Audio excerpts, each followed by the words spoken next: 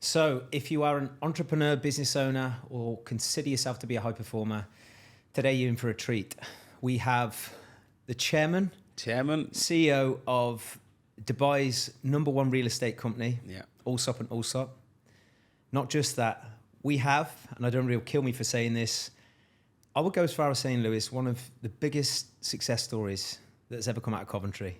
And the reason I was so eager to get Lewis on today's podcast was one thing I respect about people in business, or truly respect about successful people in business, is you've got a strong foothold on health, family values. Basically, it's the bigger picture than, it's not just about how much money you make and how successful you can be.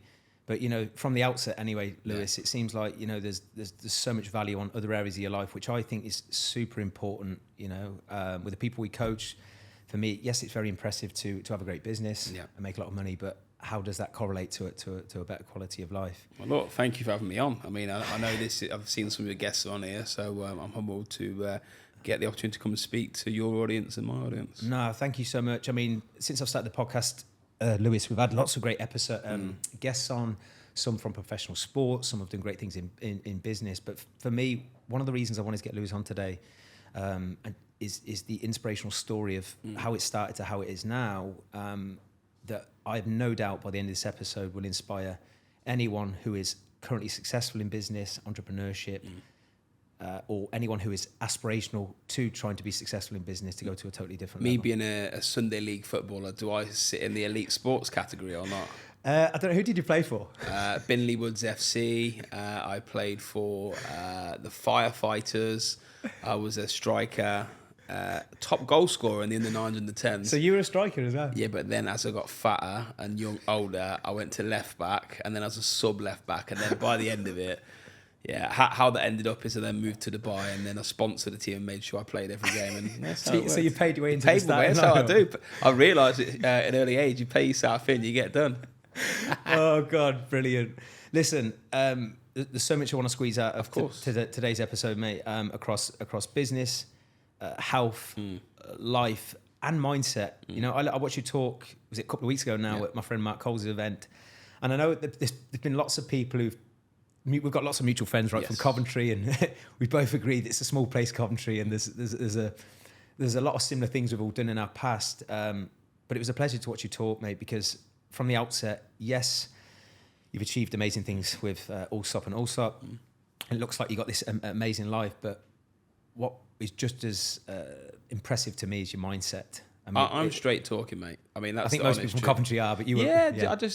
I think when I was younger, when I was running a business, I tried to be somebody that wasn't, especially when I was 19, 20, 21, trying to figure out how to run a business.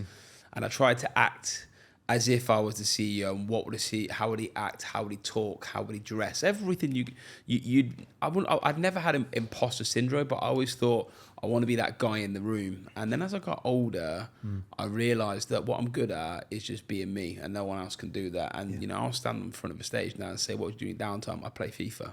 You know, I like chilling. Like, what else do I like doing? Like, there's things that people, you can't say that. Or I'll say things that people think you can't do that. But what I've realised is people respect the no BS approach. And I think Instagram and social media, there's so many fakers out there and so many people that claim to be something they're not. And I think there's not a lot of genuine personalities in the business world, social media world. I haven't got a massive following, but when I talk, people go, okay, fair.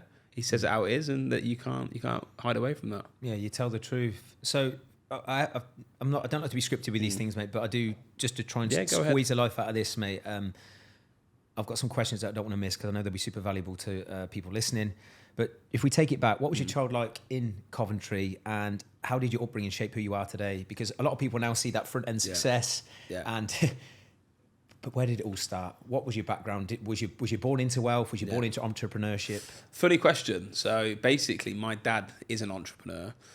He took a business in 1990 from £1,000 start to a £90 million market cap in the 90s. I think he was the 68th richest person in the UK on paper at the time. It was in the, we used to get the rich list book. Yes. So that was his background. I remember it was always when I was younger, I was obviously around him, and he'd have his BMW 7 Series, and he'd fly to South Korea because he was working with Lucky Gold Star, which is LG now, and he worked with Ericsson. He was their biggest supplier.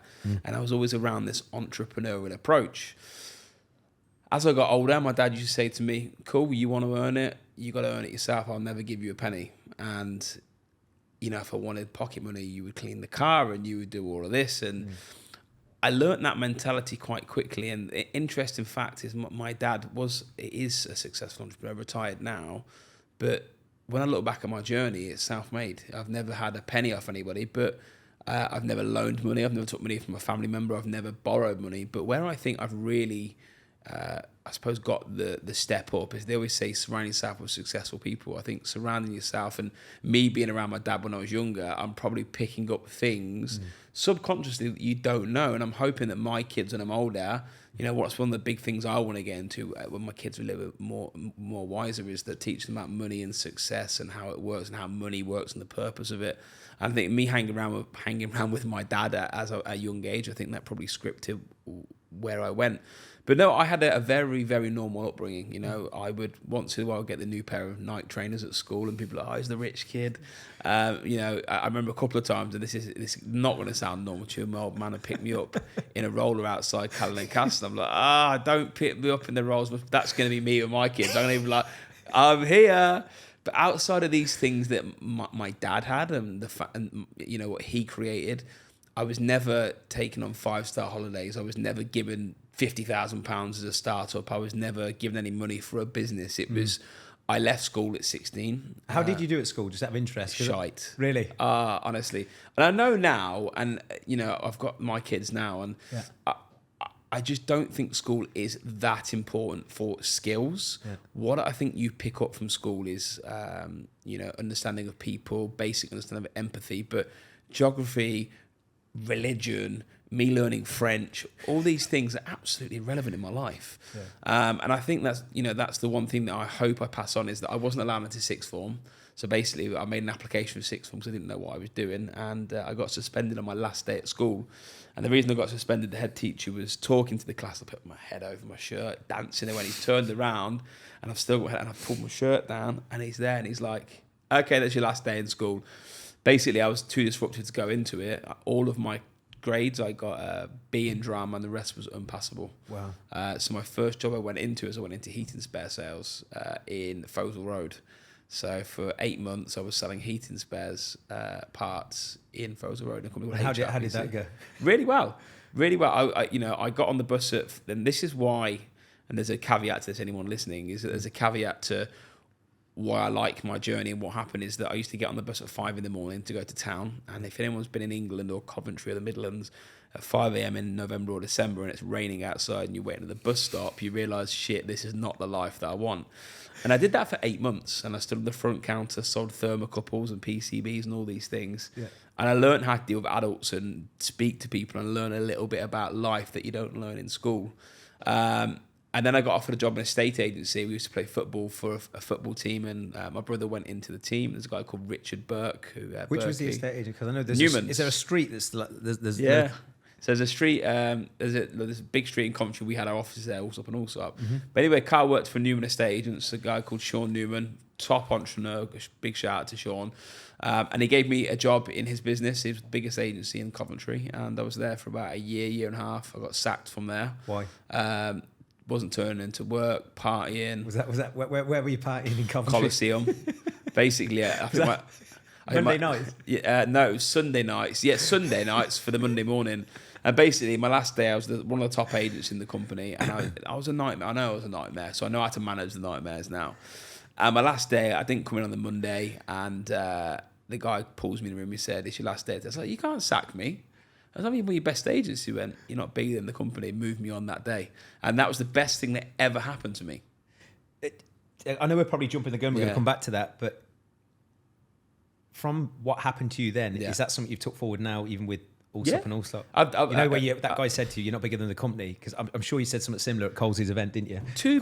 Two massive things is that knowing how to deal with people. I mean, if I was the manager of Newman's at the time, I would have dealt with me differently knowing what I know now. But I think I'm a lot more experienced than the manager that sacked me. Yeah. I always say I have a high level of empathy. I understand people.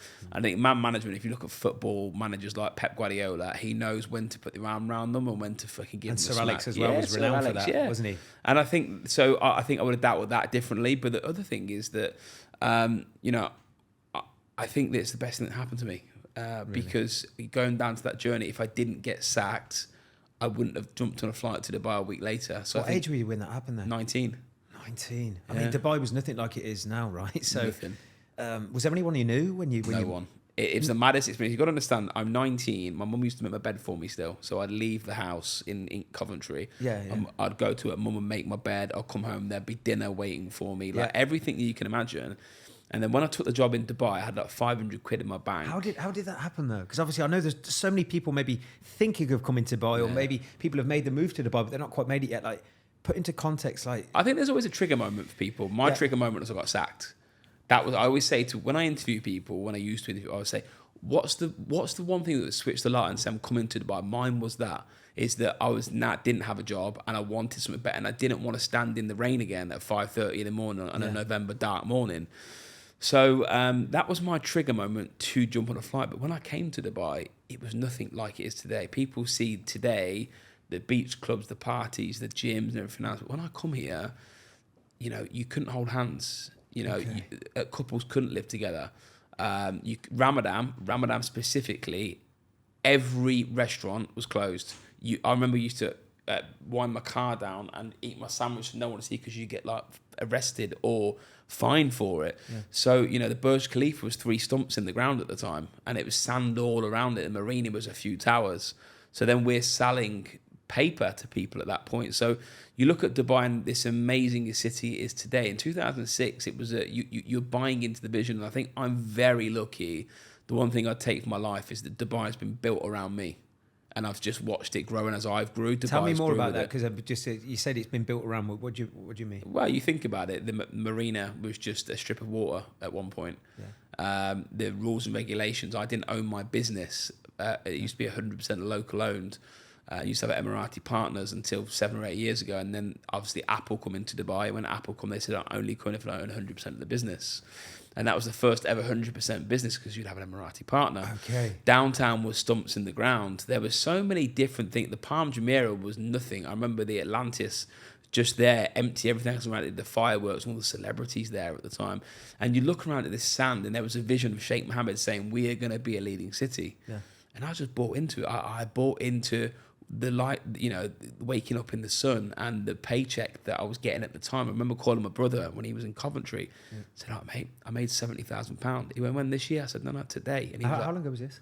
This was 2007, 2006. And I called, and he was on £12,000 a year. And I made 70 grand today. And he was like, what the fuck? And I remember my dad saying, he said to my dad, he was like, I'm not happy, I'm better than Lewis. And he's better than me. I'm making this money. He just called me and said he's making £70,000. And my dad said to him, Carl, pour me a drink. If you wanna make that money, get on a flight and go to Dubai. And then he ended up joining me. What were the biggest challenges you faced trying to make headway at first? Because obviously you said that obviously you made 70 grand in one of your first deals, or within a few months. What was the first big challenge, or maybe multiple challenges that may have put you off and back on a flight back to the UK? Because I'm sure it wasn't plain sailing, right? Mate, forget business. If you just talk about relocation, coming to Dubai, and I had all my mates there. Bear in mind, I go to Cancun, Malia, Ayia Napa, travel around the world with my mates. I knew them. We used to go TGI Fridays with them. I knew these guys. Yeah, and they're my mates. And you leave them, and then you have to go to a networking event and put your badge with your name on. This is what I did. I knew no one. Yeah. You put a badge on. My name's Lou. Hi, how you doing? What do you do? I've never done that before. How uncomfortable was that to start? Wildly uncomfortable. Because I think a lot of people, there's a great principle in that. A lot of people, it's just that first step. They're so fearful of getting rejected. Yeah. Or even just making a conversation. With like, how did you override that? You got a name on your badge. Go, all right, Dave, how you doing? I mean, I need that badge in real life, because I don't know anyone's name. I'll go, all right, mate, if I call you mate, you know what's happening. But I mean, look, them introductions, I said when we spoke last week on one of the shows, when you say hello to somebody, it could end up being a path that could change your life. And I remember I was in a nightclub, Mahiki in Dubai, and said hello to my wife at the time, and I didn't know her.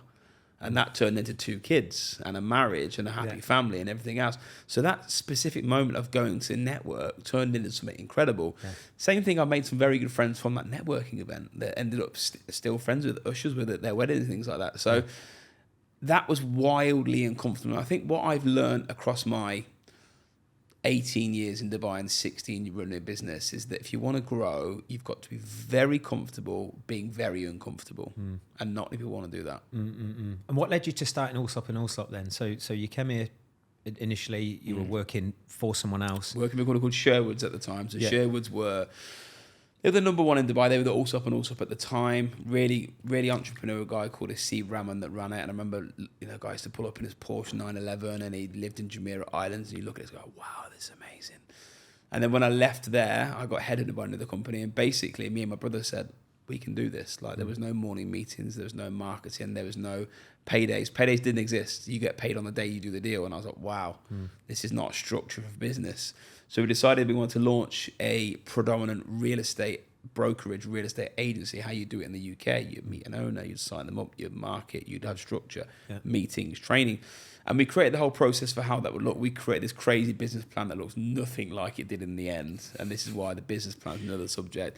Business plans for me, in broad scheme of things, don't really work. Because Can you tell me more about that? Because I'm sure there's a shitload of business owners, even myself included, because that's a fascinating subject. Because I know, for me, even sometimes, Lewis, it can create anxiety sometimes when someone says to you, what's your 3, your 4, your 5 year plan, when the world is constantly changing. So can you add some context? What was your first business plan? I know it's a broad subject. First business plan was 2 A4 bits paper.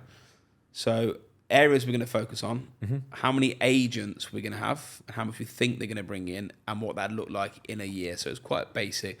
The numbers that we were talking is that we wanted to build 250,000 dirhams per person. They ended up being 70 per head. And you don't factor in things like your visa costs and failure and people not making money in these things. I remember looking at the business plan on year 2 or 3 and I was laughing, going, wow, we've written this down and we're nowhere near it. And the one thing that I've learned, and I've heard people like Stephen Bartlett say and Gary Vee, is that no one really knows what they're doing. They want you to think they know what they're doing, but you're sort of prodding and poking and figuring out an algorithm that works for you. So not everyone has their shit in order. And I think that for any business owner listening to this, I think the best tip I can give you is that you want to find something that works for you. Let's say if you're in the fitness industry and you know you've got 3 or 4 clients that make you money, how do you grow that by 20% and then 20% and then 20%? And then what systems do you need to grow that? And that's what we ended up doing. If you ask me personally how my goals personally work today, how they work is I will say, okay, what do I want to do this month? And it'll be, I want a golf lesson. I want to train 4 days a week. I want to eat healthy 3 days a week, whatever that may be. And I want to go on a date night this week with my wife. And if I achieve them, it's good. Because I've been the other guy where a lot of people who listen to this will be this guy where you put a plan in your diary at the end of the year and you write down, I want to lose 5 kg, buy 3 houses. And you look at December and go, shit, I've hit none of them things. So short-term sprint accountability for me is huge. Brilliant. So you're saying month to month. And do you apply that in business now even? Okay. So we have a yearly plan, which Carl does. Carl is heavy on operations. I'm heavy on revenue. So we'll have a target for the year, but I don't look at the year. I'll look at our targets, whatever million it may be. How do I do that this month? And then we'll do it again the next month. And to be honest with you, I surprised myself. I had a meeting this morning with our MD, and I wanted to know what we were on for the year, gather what it was, but we're over where we wanted to be. I'm like, wow, we're definitely going to hit our target this year. But if you said that target in January, I went, oh my God, how are we ever going to get there? So the focus is on doing these micro things to create the end goal. You know, when you were first growing, and obviously you were trying to go from Allsopps starting the company, and then within the first year, for example, you said there the plan got turfed up pretty quickly or evolved.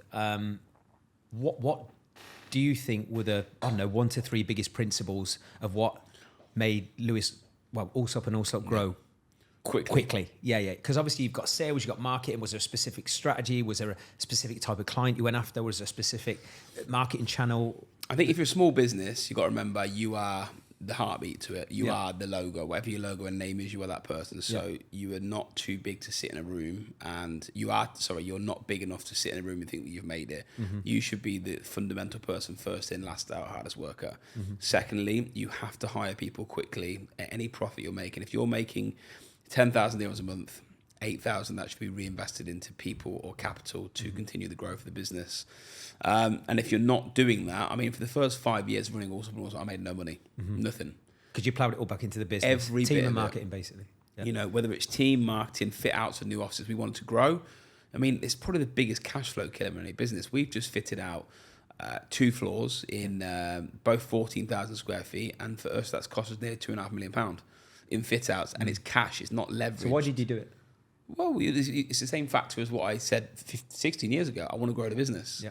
So I don't need the money. And to be honest with you, if you're opening a business for money, you're in it for the wrong game. I opened a business to be the best real estate agent in Dubai and the best brokerage. And off the back of that, there was a byproduct of that will lead to money and success. So very much reputation and value focus first. Yeah, 100%. Like you can't launch a new bit of tech today and say, why have you launched a tech? I've launched it to make money. It doesn't work. You can't launch. Let's say you create a new Apple Watch and go, oh, that's amazing. What does it do? Oh, I'm doing it to be a billionaire. No. You speak to Zuckerberg and these people. They're ingrained in health, technology, making the experience easier to create this ecosystem for their customer.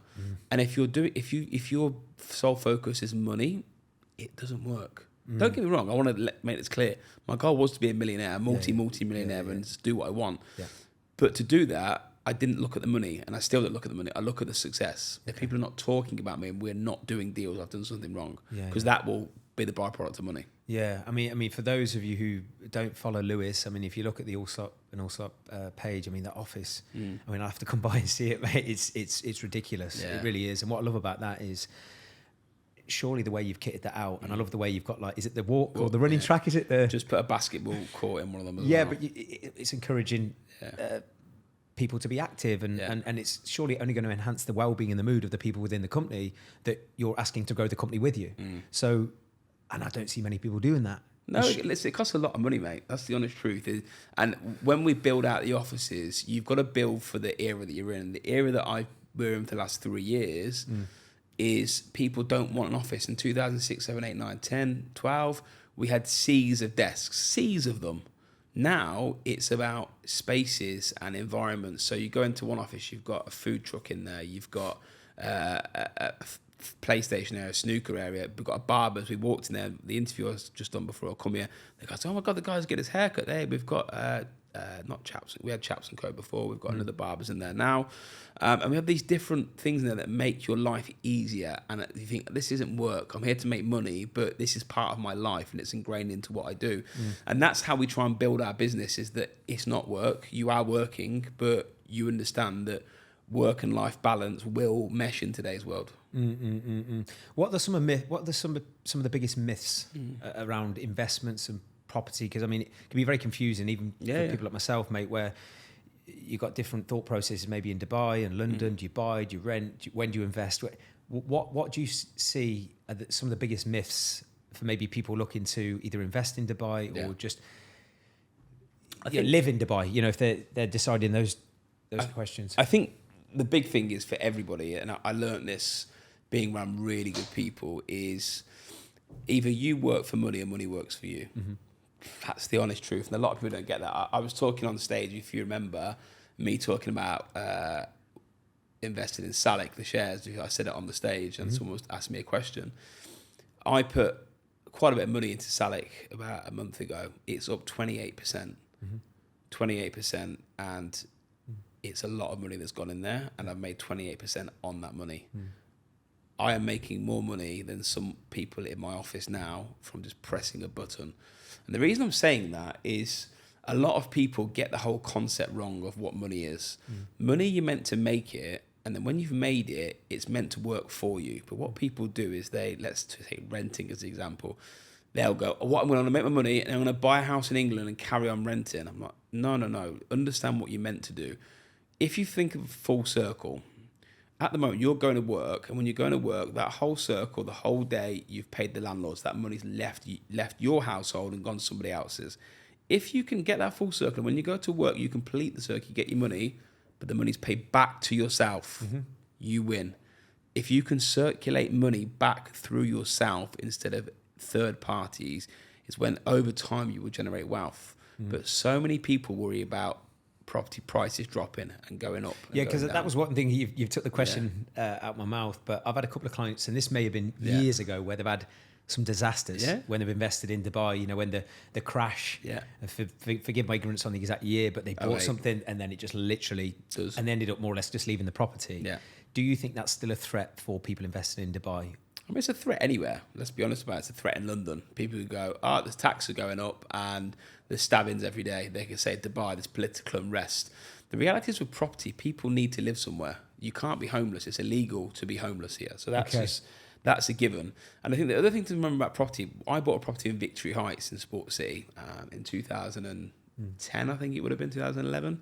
That property I bought for 5 million. It went up to about 7.5, 8 million, but it dropped down to 3.2 million. Okay. People are like, oh my God, it's worth less than what you bought it for. Are you going to sell it? I went, it's only a loss when I'm selling it. I'm living in it. I don't give a shit.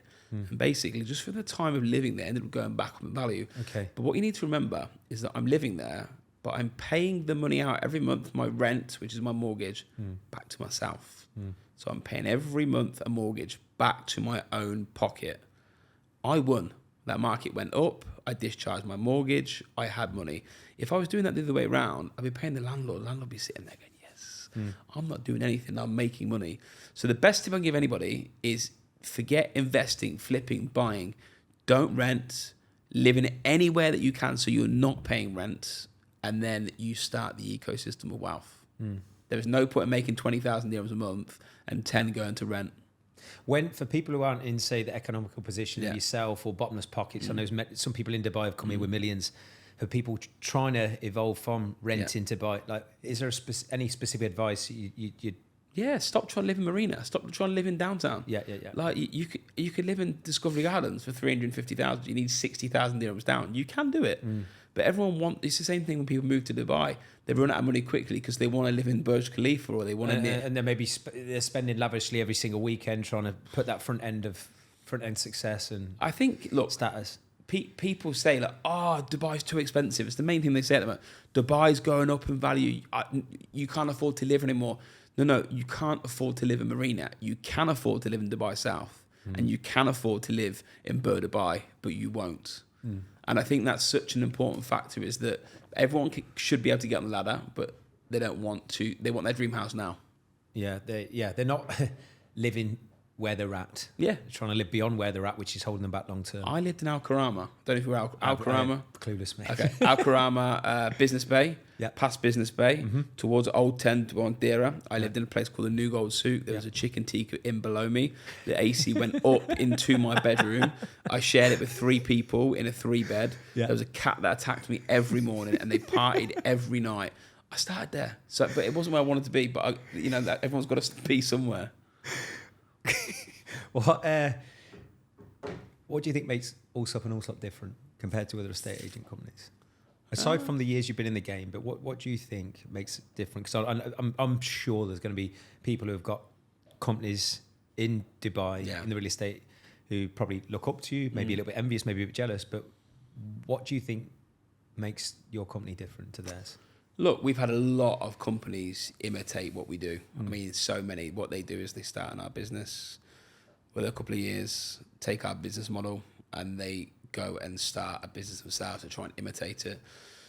I reckon 30 or 40 businesses that have come out of the Allsopp and Allsopp machine, and probably one is one that I'd say, yeah, you're a good business. And that's House on House. They're very nice guys, good company, they've grew well. But they're not us. And the difference between us and everybody else is the people that run the business are a bit visionary. You know, these people start businesses and use our ideas from 2015. We are now taking our ideas from 2024 and we're pushing the business forward. You can't do what you did 5-10 years ago. How do you stay on the front foot with that though? Because is there something you look for, different environments you put yourself in? Because you stay at the front end and have that competitive edge. How do you do that? I hang around and talk with good people. You know, I spend so much money on technology from the company. You know, I'm probably the thickest person in my boardroom. I've got a CFO from the Bank of China. I've got a Russian CTO. I've got a tech advisor who's head of people. And when I sit with these people, I learn off them. Yeah. And I'm very interested in learning about technology and business. I listen to podcasts. I don't listen to podcasts. I don't even listen to my own podcast. What I do is I listen to something called Blinkist. Have you heard of Blinkist before? Is that where it's short? 16 minutes, 12 minutes, and they get a book and they tell you what it is. And then I'll study a bit more into that. So I was listening to one about AI, and then I'll use that information from AI and pick up how to push our business forward. I honestly don't think a lot of business owners are willing to probe and fail. I'm happy to push, probe and fail, and then reset and try something else. Everyone else is doing the Allsopp and Allsopp from 2010. So yeah, how do we stand out from the rest of the market? We keep moving forward. If you see our slogan, it's actually Allsopp and Allsopp. Keep moving. That's our slogan. How big's the team now? Before we move, I want to pick your brains on all the other areas we said at the start. How big's your team now? 650.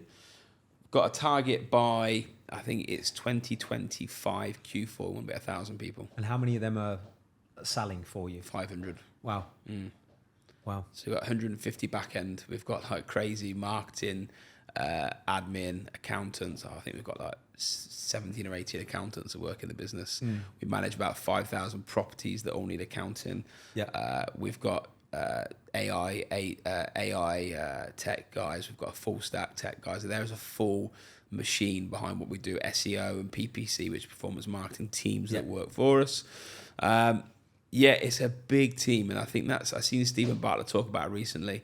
Having a 100-man team, which a lot of people have got, and a 600-man team is a different. How do you deal with that? Because I'm guessing when you first started, you know, when you're the founder, you're very much in control of everything. Yeah. The bigger the organisation, how hard is it for you to delegate and move away from? I've got good at it now. I'm at peace that I honestly believe, and no one will admit it, I honestly believe there'll be a few people in my company that don't know who I am. Okay. I probably I know that. I've been in elevators with people and they carry on the conversation. I'm like, surely they know who I am. Like I've had one guy said to Carl, "For what area do you work in?"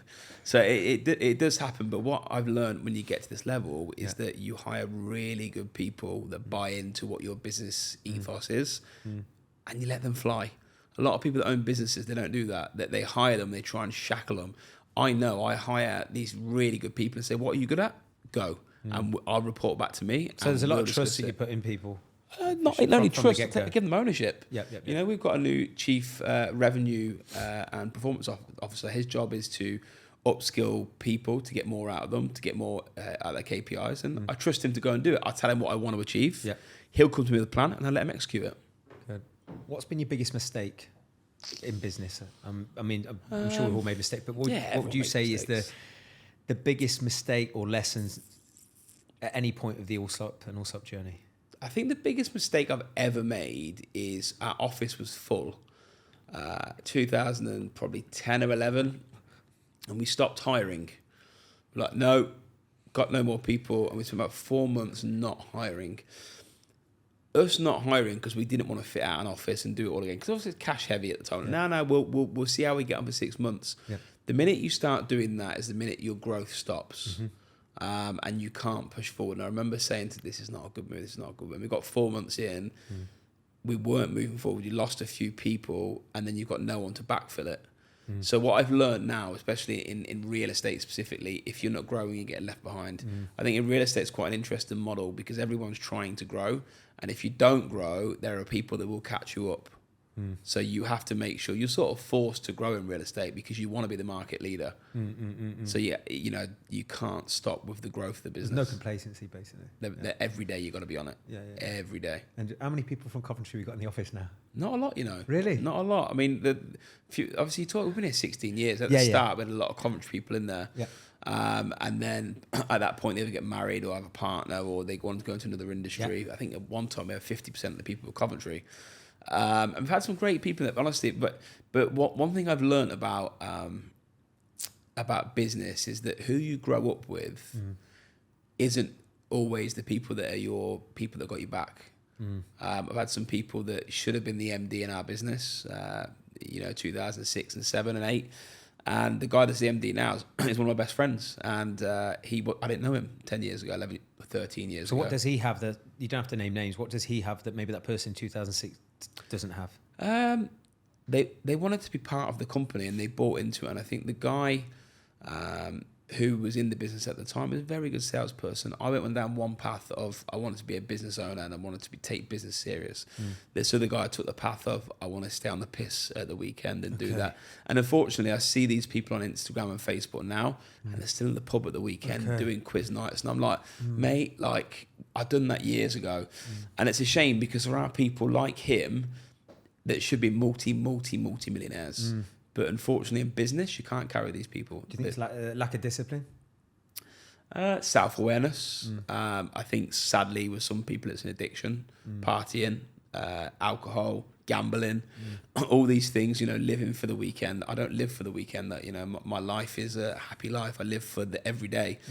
So I don't know, like the lesson that I learned out of all of it is whatever city you're from, just because you're from Coventry, it doesn't mean that they're the person that's going to go with you. And I think so many people, I love Coventry. Yeah. I'm so proud of my hometown. Me too. You are too. But I think if you are listening to this from Coventry, don't have a fixed mindset. They do though. That's not just Coventry people, by the way. That is, my little brother's moving out to Dubai to work for us. He's 24 years old. He's not big, he's massive as well. And I'm trying to explain to him when he comes out, like the culture and the people and the mindset. But I've been back to Coventry, I've been back to London, and people talk about the same shit. They talk about Keir Starmer at the moment and the tax. Yeah. And I'm sitting there, and my mindset is this. I'm sitting there thinking, why are you talking about Keir? A taxation is not going to affect how I get on and run the business. So whether it's whichever parliament gets in, that's not going to affect my success. And everyone talks about this such small-minded stuff, and that's only because I've been exposed to a different world and different cultures and different people. And different environment, yeah. You said this at Coles's event, and I think that's where we're totally aligned. I mean, I don't know if you saw any of my recent content from the talks I've done, Lewis, but it was all around community, culture, environment. It's true. Literally, you're the company you keep. And I said there's a quote from the book Atomic Habits, it's the invisible hand that shapes your behaviour. Yeah. And if you look back at your life today, you, me, anyone listening, when things are going well, you're feeling good, you're on fire, you're growing personally, professionally, emotionally, maybe even physically, it's a strong chance you're surrounded by people who value that and have higher standards than you. And it sticks out like a sore thumb that's what you're trying to create also in Allsopps, even within your offices. So is there anything particularly, aside from the company office layout that you do to try and install that mindset that you have? Because I believe leadership starts from the top, right? I know what I'm looking for. Okay. I know. I literally just did an interview before I come in as well. I was 10 minutes late. And the first thing I'm like, what do you do out of work? I'm not even talking about work. Okay. And he's like, yeah, okay, well, I play rugby. I said, well, not anymore. I was actually an ex-professional rugby player. I'm like, oh, okay, yeah. And I'm asking him questions. And the main thing I'm trying to figure out is, do you fit into our puzzle? I have no interest in how, I know your CV. I've seen your CV. Yeah. But if you start telling me you're competitive, and he tells me that him and his wife play paddle together, and if he loses and his wife's competitive, and I'm sitting there going, you're saying the right things. Like, that if we play football together, we'll be enemies on the pitch, but friends afterwards. And that type of person normally exudes success. And I think if I get that person and I bring them around my environment, I can add to my spine of winners. Yeah. So I hire people, not paper. What a quote. I couldn't agree more. And it's funny you should say that about him being competitive. Like, even my missus, she's like with me, like, why do you have to win over the most ridiculous things? But I think there's something to be said, and you did say it at Coles's event, you've just echoed it now, and I have to hammer this home. Yeah. I think there is something very different in people who do sport or who are physically active about their character traits. Yeah. I know for myself, Lewis, I played football at decent level, Coventry for a certain period, and that has taught me more life skills that have translated into growing the business that I have today and being the coach I have than just as any course. You would learn more from that than school. 100, and people skills, because the locker room, getting bantered and you get a red card or something, and how you bounce back from that, and your mates hammering you for a shit pass, all them things. Getting subbed. How do you react to it? 100%. Not good. Yeah. Well, when you're young and you've got a little bit, I don't know, not back then. You're a bit of an ego about it. You think you're better than everyone. Yeah. Then you get put on the bench or you get subbed. Not happy. No, not at all. Storming off to the car. Yeah, but I think it's great. It teaches you rejection. Because ultimately you're going to get, as we've said on this podcast, you're going to have maybe a girl who says no to you. You're going to have a deal you don't close. Look at him. Nah. I hope your missus is listening to this, I tell you. But no, I couldn't agree more. Yeah. Like the importance of sport, and even within our Built to Last team, Lewis, our fucking design is in shape. Yeah. Our graphic design is in shape. Yeah. Like people even behind the scenes who aren't the coaches. Yeah. They're in shape. That sets the standard. And some people might say that's a little bit too hardball. No, but not. we live what we preach. And also, I know that if someone's in shape or they're active, they're going to be more energy. They're going to have more energy. They're going to be able to do what you ask them to do, more productive. And they're probably going to be more likable people to be around. And that doesn't need to say you need to have a six pack, but if you're physically active and you're mentally strong. Yeah, I think I've met people that I've got in my directors that are not in shape. Yeah. And they could obviously be fitter and they could be in better shape, but they're winners. And maybe they don't understand eating habits and things like that. Or the value on eating habits on their performance. Well, I'll tell you something very interesting. So basically, I had a bet with a guy in the office, a guy called Rob Kempton, and the bet was, he was like 120 kg. He's about 6'4", ex-centre-back, one of the best centre-backs I've ever seen in my life. Played for semi-pro for a team. He'd won everything there. I mean, we played like 08, 09, and obviously put a bit of weight on the Jaeger and stuff like that. And I said to him... Animal in the air. Incredible. I would never lose anything in the air. Ball playing centre-back. Yeah. Anyway, he put on a bit of weight. I said quite a bit. And he was 120-something kg. And I went, cool. All right, I'll have a bet then. Let's get down to 95 kg in... I think it was 3 months. It was like 28 kg. And he went, insane. I can do that. I went, mate, you'll never do that. So he hired Chris from Elite Sports. You know Elite Sports? So Elite Sports, he does all the football training and things like that with like all the footballers. Yeah. And hired him, who's his friend. And he was training twice a day at the Burj Al Arab, eating well. I ended up losing the bet. 27 kg. And that I laughed and just said, that competitive streak in people is just but next level. You know, if they can do that, they're the people that you rely on when you're like, I've got something you've got to do at last minute notice. Can you help me? He's been 14 years. He was front row with the UFC with me. I've been to Vegas with a guy. You know that person's going to have your back. That's basically and I think that for me, I think is the power of sport and maybe football in particular. I'm going to be biased here. You know when you're in a team and people have got your back, and you know when you're in a team and you look left, you look right, and you think I'm in trouble here. Yeah. Which brings me on. How do you maintain your health and fitness routine whilst running So I take some interest in it.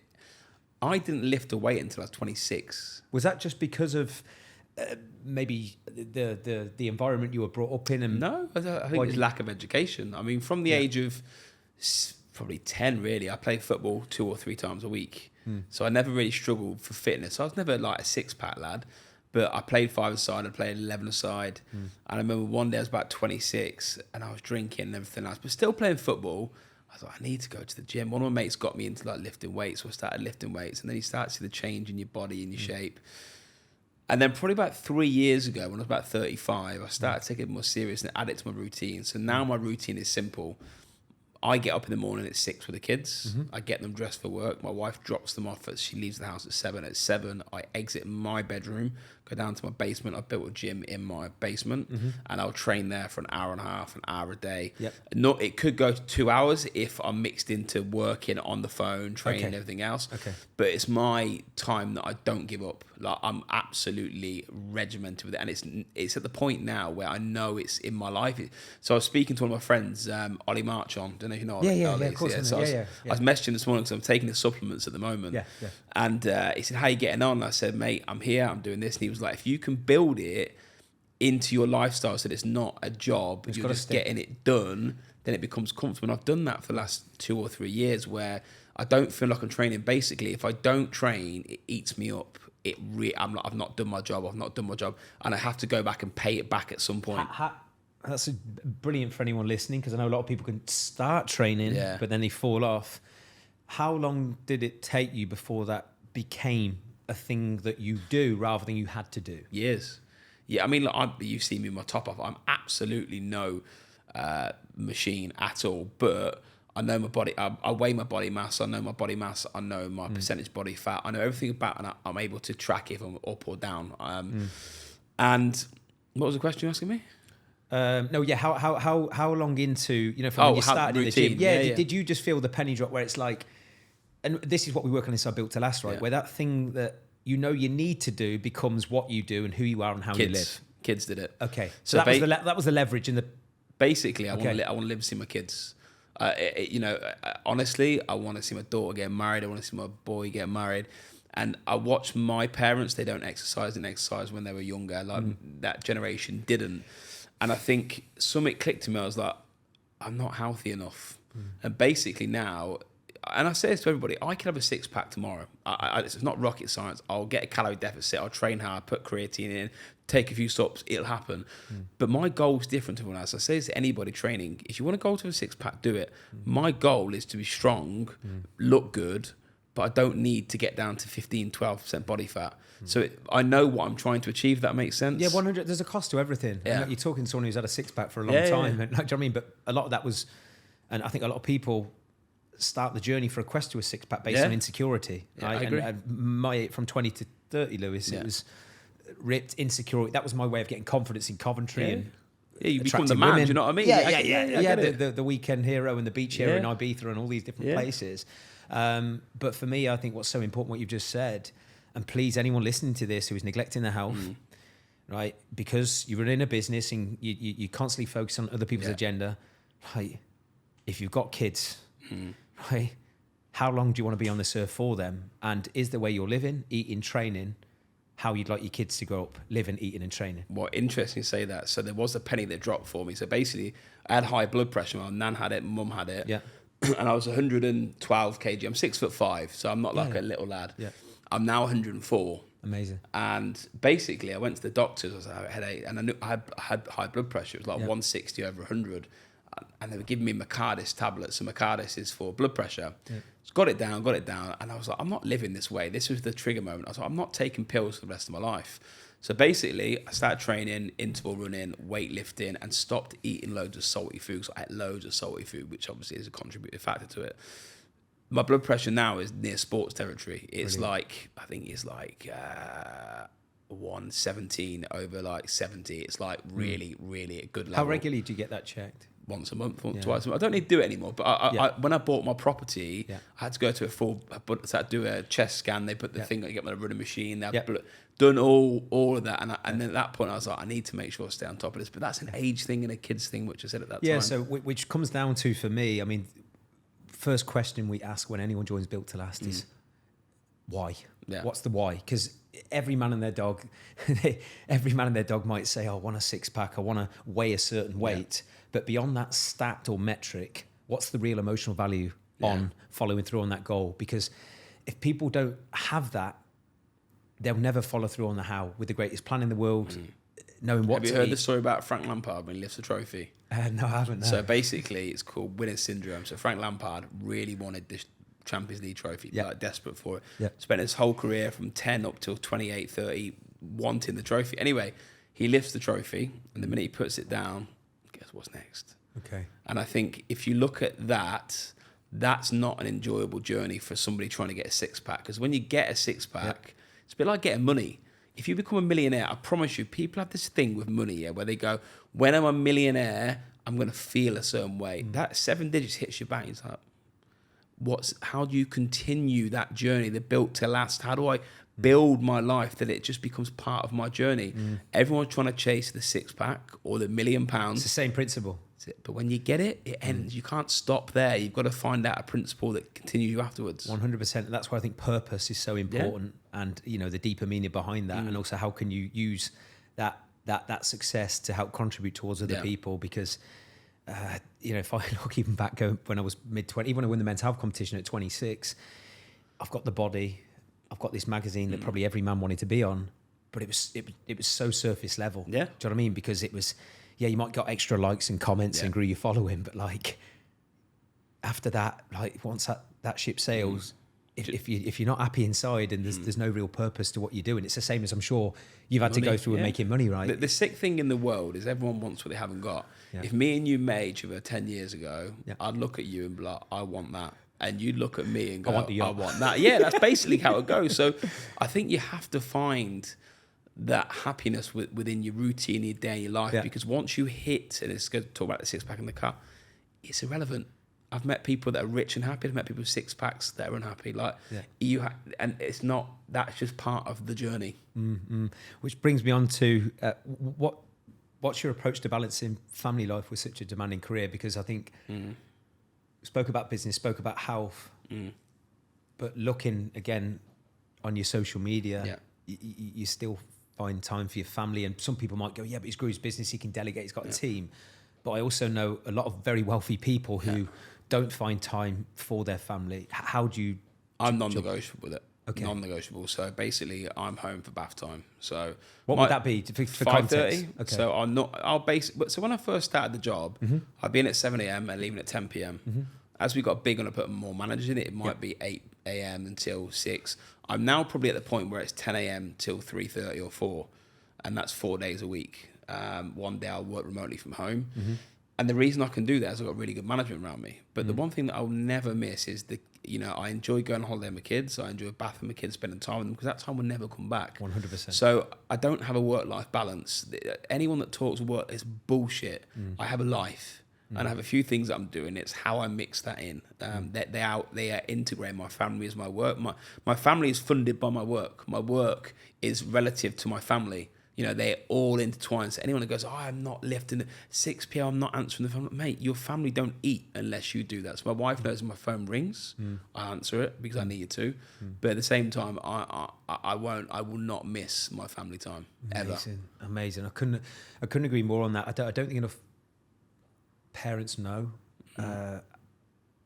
or appreciate the value of time with their children, how that's going to impact their model of the world, their beliefs, their ambition. Mate. It's a commodity. Like, I'm fortunate enough now that basically, if someone said to me now, how have you done it? Like, I employ people to give me time.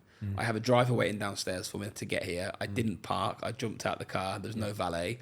When I get home, I've got a house helper that cleans and irons and looks after the house. Because that buys you time back for your family and your business. I've got someone on my boat at the moment that will wait and clean it. And if I want to get on it, I'm waiting for it. I've got people around me that just speed up the process of what I'm trying to do.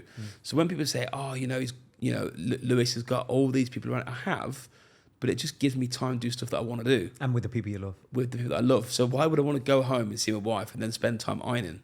It doesn't make sense. So if you can get to that position where you can free up time from investing money into it, it's an incredible thing to do. 100%. What's next for you and Allsopp? What does the next level of success look like? We'll open a few new divisions in the business. Yeah. But someone said this before. There is a saying. It's a Japanese saying, and it is, I can't remember off the top of my head. Basically, I don't set goals anymore.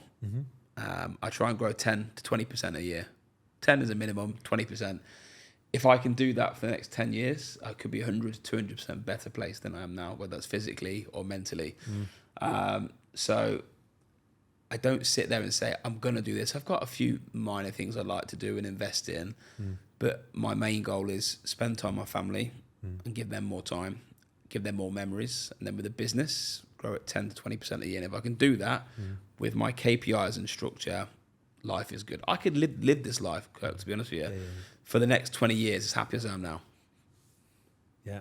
And not people can say that. No, it's amazing. No, it's mate, dude, you're content. You're emotionally content. Yeah. And ultimately, everything we do is for a feeling, whether it's to do with your finances, your professional career, your body, all of it is for a feeling. And I think people forget that. Yeah. And look, there's no harm in striving for more. I mean, we can all do that and not say be guilty of that, but also, are you happy in the moment? And everyone chases the next thing. And I get that. Everyone, what's next? What's next? The question is, what's next? Like, what's next for me in the short term is bath the kids, spend time, what we're going to have for dinner. And I worry about what happens afterwards. Because I suppose, Lewis, I mean, look, I'm about to be a father, right? Yeah. You got a little one on the way. Best thing that ever happened to you. Yeah, is when that comes into your life, right? One of the things that's going to be important to me is doing exactly what you've just said. Can I spend time with my little one? I don't want to contradict that when the little one comes along. But I genuinely think, because obviously we coach, we've coached some of these guys over the years, mate, that they just forget that because they're so on the hamster wheel of business and chasing more, which you don't want to pat down. But I think people forget who they're doing it for, and I think that's when. Yeah, what's the purpose of life? I mean, look, I sound soppy. Because we're all going to die. We're going to fucking die. You can't. You've got to enjoy that bit in between, and it goes back to these people. There are billionaires that are chasing the next big thing because they're happy chasing. And yes, I've got goals, but I understand at the moment in my personal circumstance, I've made them financially at a position where I can enjoy where I'm at. You know, I just flew my mum to the Maldives with my stepdad for his 70th birthday. We all spent time together. I didn't work for 10 days and showed them Dubai. And that's magical. Yeah. And you need to be able to do that. But at the same time, you need to make money. So there's two things. People have to run these plates at the same time spinning of how do I make money to create a great life for my family and then also create family time. Them two will mash into one. Do you have any signs that something's not quite right? Yeah. Okay. Yeah, I know. So I manage every KPI revenue in the business at high level. And if things are not going to plan, my wife will see me a little bit less. And she'll know. She'll be like, you're busy at the moment. She'll know I'll come home at 7 or 8 o'clock rather than 5 or 4 o'clock. And once in a while, I might miss that bath time. We're talking once a month. And she'll know, like, I'm under the caution. To be honest with you, having a good partner is massive because she understands everything I'm doing and she never gives me any shit. So I think the signs are always there and I know how to react to them. And not many people know that. So in terms of decisions as well, even within the business, again, this is great advice for me and anyone listening. How, I wouldn't say ruthless or decisive are you when it comes to, if you know something isn't going quite right? I'm fucking ruthless. Okay. I mean, I am ice cold. So I'll give you one, a perfect example. Remote working. So remote working, we had a lot of our senior people, like anyone that is above a normal agent, basically they can go in when they want, how they want, no times. This was post-COVID. And I seen the figures, and I was watching these guys like, it's not working. And I knew it weren't working, but I didn't want to have the argument with the agents because they wanted to have the free time. Yeah. And I thought, fuck this. This is not how we operate. So I ended up pulling them in. And it's not, you're not doing that. I explain. Here's your figures. This is what it looks like. Have a look at the graph. Since you've done this, this is happening. From today, this is what happens. And you had a bit of a pullback. I'm not happy with that. But now everyone's in, everyone's got KPIs, and we're drilling it because everybody's around each other winning and thriving. Yep. So I am ruthless. I'm ruthless in relationships, as in like friends. If you're not serving a purpose to me positively, added value. Yeah. I won't like cut you out of my life, but I just won't give you any time. I won't message you. Yep. My wife, if I'm not happy, which is never, I don't mind saying it. Yep. If it's work, I'll say it because I communicate. And it's authentic, mate. And that was one of the things, and it's certainly stood out on this podcast, maybe even on the stage with Colsey the other day. It's just telling the truth and being authentic. And I think you attract way more of the right clients. You attract way more of the right friends, peers, connections, relationships. Friends is one people have to get used to. I think running a business, you ain't people's friend because you have to make decisions that... Because you're here, because that's it's a great insight, actually, because you get a lot of people... And look... There's no judgment because everyone's got different words that mean different things to them. But then we say, oh, everything's a family. No, I called our business a family business when we opened up. Okay. But you don't sack your mum. That's the honest truth, is that if someone doesn't fit into the way the business is run, I will move them on. And I don't sound, I'm not like Alan Sugar, I'm not that ruthless. Like I try and upskill them, but if they don't fit into what we're doing. Yeah, you give them a chance. Yeah, so I mean, look, knocking on to what I said a minute ago is that if you run a business and you're trying to keep everyone happy, you're in the wrong job. Yeah. Like everyone should be running a business to do two things. Try and keep staff happy with how morale. The business is running. Yeah. But it's all about how the business grows and how the structure of the business is and how that looks, because everyone's replaceable. I don't want to replace anybody, but if someone left, there are 10 people that would take that person's job. But I'm a massive believer in continuity in a business. Yeah. But, you know, if you own a business... It's like a football team, isn't it? You know, what's took you from maybe Division 4 won't take you to Division 3. And there's some people who step up, some people who... That's Look at okay. Wrexham transfer all these players in every year at the moment, and they're just getting a better squad. There's no loyalty to the players. No one at all. They're going, cool, we need to win that league. Let's go and buy the best striker. Yeah, no, I get it. Right, last couple of questions, mate, 'cause I know your time is precious. What does it mean to come from Coventry and be where you are today? It's an interesting one. My mum asked me a question the other day, and when I was in the Maldives, and she very rare get to spend quality time with her. She said to me, this is going to sound a silly question, but do you think you're the most successful person to ever come out of Coventry? And I couldn't work out who the top boys are. You've got like Pete Waterman. Let's Google what's his net worth. Pete Waterman. I'm just really intrigued to know. He's the guy from X Factor, isn't he? I'm going to do it. Let me know. What? Pete. This is mad. I've never done this on a podcast, but this is to see if Lewis is top dog. Net worth of Peter. How do you spell his name? There must be some. Pete Waterman. He's the old X Factor guy. Here we go. He's now. Oh, this was 2002. He's dead now. Probably. Well, it was 45 million in 2002. So okay, so he's doing all right. So yeah, mate, you could. No, I'm definitely. I'll be above him then. But yeah, so it feels nice, you know, when I go to, bear in mind we sponsored Coventry City for 6 years. You're still a big car fan? I watch them every Saturday. Like Georgia hates it because like, you're ruining the Saturday, 6:30, you got to be back. Yeah. But no, it feels nice. I mean, Coventry is my hometown. Yeah. I live in London when I'm back in the UK. Yeah. But there's a bigger pond in the world, isn't there? Like in some cases, I'm the small fish. You know, you go and sit around the sheikhs or sitting at the UFC the other day and you're sitting in front of, the Sheikh of Abu Dhabi and you're like, well, I'm absolutely no one. So I'm comfortable being this little fish in the big pond. Yeah, awesome. Do you ever miss anything about life in the UK? No. Really? Nothing. Except for my mum and my dad and my family. Yeah. I'd move them all here tomorrow. I don't like the UK. I think the UK is going down the pan, and this is the honest truth. It's tough at the minute. Knife crime, people's mentality, tax. I think there's a tax thing coming out today about the budget cuts. Like, I was messaging one of the top real estate companies in the UK, and they've just said to me, basically we're about to add 2 million off our bottom line because national insurance is about to increase. It's just, the UK's bullshit, and I'm going to leave you with this. The reason it's bullshit is they're not looking for ways to make people make more money and create entrepreneurs. They're looking at whoever's there and how they can snatch money off them. Like, you look at the rulers of Dubai. The rulers of Dubai, for the citizens and the people, and how they can make a better environment. I'll pay tax. I'll pay corporation tax. I'll pay income tax when it comes in. But you're making better roads. You're making a better city. What is England doing? So I honestly don't miss anything from it. It's unsafe. It's dirty. They tax the hell out of you. I mean, the amount of messages I get from, this is mad it is, like, people sending me 50 letters about the TV licence. I don't live in England, so we're coming to your house for you owe me 100. Go away, you idiots. Like, everything is a tax in England. Yeah. And it's just, I don't know, like, I don't miss anything. Except from Rustler's crisps. T-bone steak Rustlers. Do you remember T-bone steak were tremendous? Yeah, they were amazing. Be honest, Lewis, that was my nemesis as a kid. You know, when I used to go on the bus stop, I went to Woodlands and I used to get like prawn cocktails and I had a big massive packet pound and that if someone said to me now what's my nemesis, it's they're bangers. Do you miss anything from England? Well, I love London at its best, mate. It's an incredible city in the summer. For me, London, wave of magic. Well, I think London is untouchable. If I'm being brutally honest, I love Coventry. I'm so proud. Love my family. At the minute, and look, things may change over years. I have my fix, and then I need to go. It's just I love being around growth-minded people, people who are talking about how they can grow and how they can help people, rather than financially, just bettering themselves. Do you know what I mean? Sitting around a table with winners is such a nice feeling. Sitting around a table with losers, talking about people in a negative way. No, I get it. And then last question, brother. If there's one piece of advice you could give to listeners to improve their life, business, or health, what would it be?